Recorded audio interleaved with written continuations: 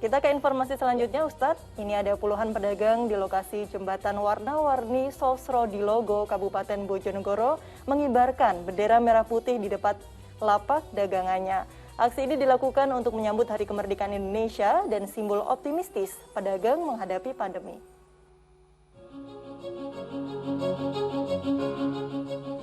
Puluhan pedagang kecil di lokasi jembatan Sosro di Logo, Kecamatan Trucuk, Kabupaten Bojonegoro dengan swadaya dan sukarela membeli bendera merah putih dan serentak memasangnya di depan lapak tempat mereka berjualan. Kegiatan ini sebagai simbol optimistis mereka meski dalam kondisi sulit karena pandemi COVID-19 dan pemberlakuan PPKM level 4 saat ini.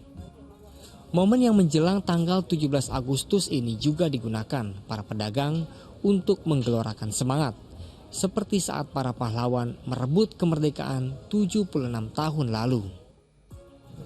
Lebih jiwanya membaikkan jiwa nasionalisme kita, serta membantu pemerintah untuk melawan COVID dan penyebaran COVID-19.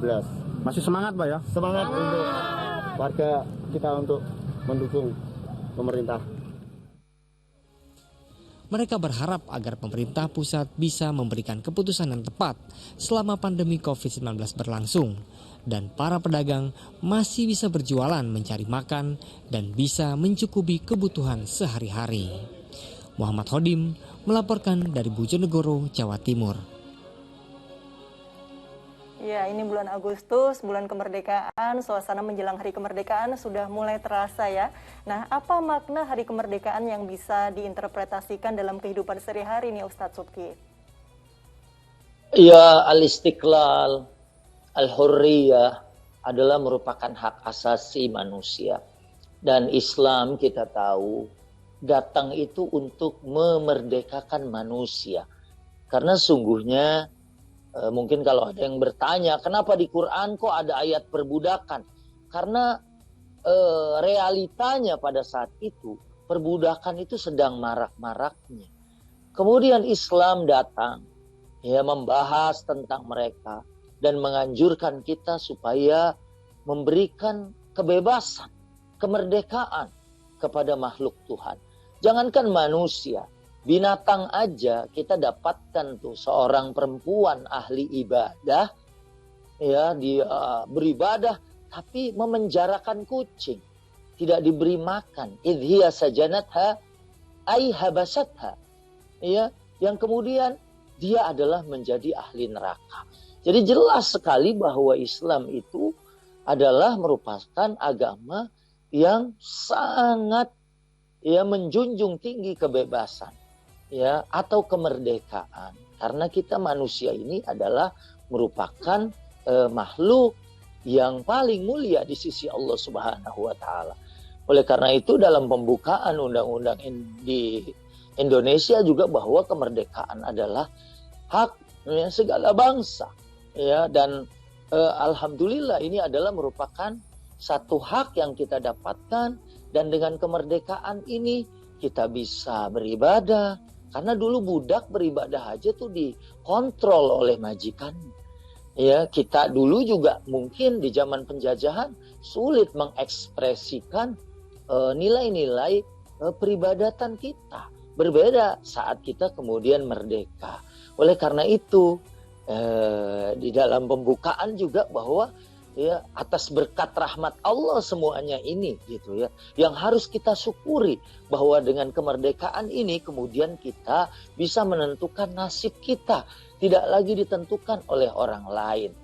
Nah, ini idealnya nih seperti ini, ya, dan mudah-mudahan semangat para pedagang yang walaupun selama PPKM ini mereka sangat sulit untuk mencari nafkah, tapi mereka kemudian mensupport pemerintah, ayo, ya, punya semangat kita, apalagi ini di bulan kemerdekaan, ya, untuk gercep, gitu ya, gerak cepat penanganan COVID-19 ini, ya. Dan alhamdulillah kalau di Jakarta sempat saya baca Twitternya Gubernur DKI Jakarta yang vaksin itu sudah 7,1 juta, ini kira-kira sebulan yang lalu, berarti sebentar lagi herd immunity bisa terbentuk sehingga kemudian kita bisa merdeka kembali sebagaimana sebelum wabah ini terjadi, bisa mencari rezeki lagi, bisa beribadah lagi, tidak seperti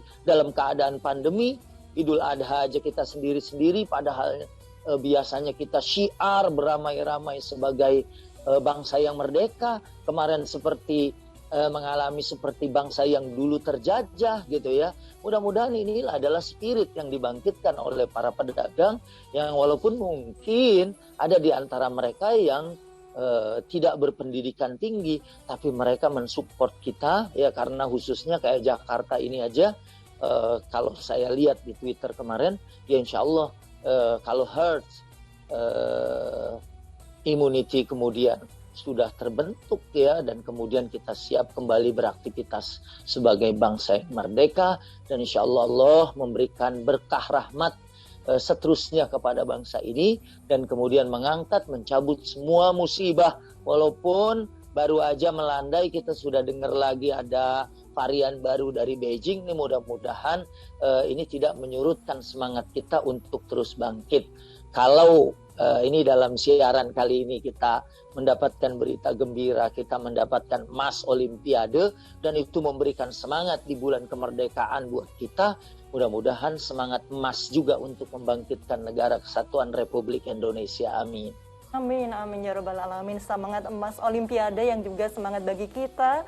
Dengan rasa optimistis ini yang penting untuk kita pupuk terus begitu ya Ustadz, agar kita bisa melewati pandemi ini. Nah, ini bukankah menumbuhkan rasa optimistis juga bagian dari ajaran Islam? Dalam hal apapun kita harus optimis, seperti yang tadi disampaikan oleh Ustadz Subki, termasuk optimis dalam menghadapi pandemi begitu ya Ustadz? Betul, betul.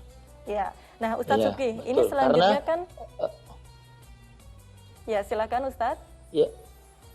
Ya, karena umat yang bersyahadat itu adalah umat yang memiliki sifat at-tafa'ul.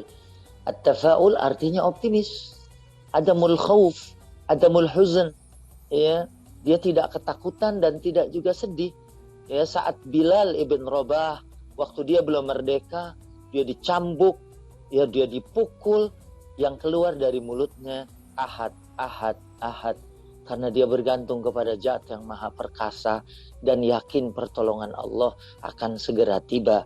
Ya, dan dikatakan bahwa Nasrullah qarib, pertolongan Allah dekat. Walaupun Ustadz bilangnya dekat-dekat, ini sudah 2 tahun kita dalam kondisi sulit. Ya, kita tidak ada kata lagi kecuali bertawakal, bersabar, kemudian terus berusaha untuk bisa melewati hari-hari sulit ini dengan optimisme, karena kita adalah orang yang mengucapkan la ilaha illallah, tidak ada Tuhan selain Allah. Artinya tidak ada yang bisa nolong kita kecuali Allah.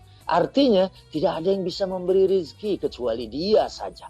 Tidak ada yang bisa menyelamatkan, menghidupkan, mematikan, dan menghancurkan atau membiarkan dan bahkan ya menjadikan satu bangsa itu maju kecuali hanya Dia, Tuhan yang Maha Kuasa, Tuhan yang Maha Segalanya.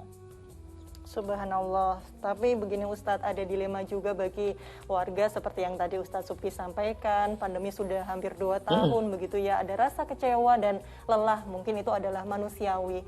Lantas bagaimana Islam mengajarkan kita jika kita berada dalam titik nadir terendah untuk segera bangkit, terutama dalam menghadapi pandemi ini Ustadz? Ya, lelah, kecewa, tidak sabar, itu memang sifat kita manusia. Tapi bagaimana ayahanda Nabi Yusuf menangis sepanjang tahun, bisa dikatakan puluhan tahun ya, dalam surat Yusuf ya, bagaimana kita dapatkan kisahnya.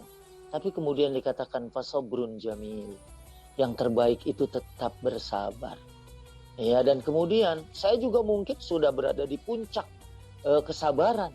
Tapi kemudian kalau mengacu kepada Nabi Musa alaihissalam, saat di belakang pasukan Fir'aun sudah semakin mendekat, di depan Laut Merah, tidak mungkin selamat. Tapi karena kepercayaannya kepada Tuhan, karena dia punya Allah, dia punya zat yang maha perkasa.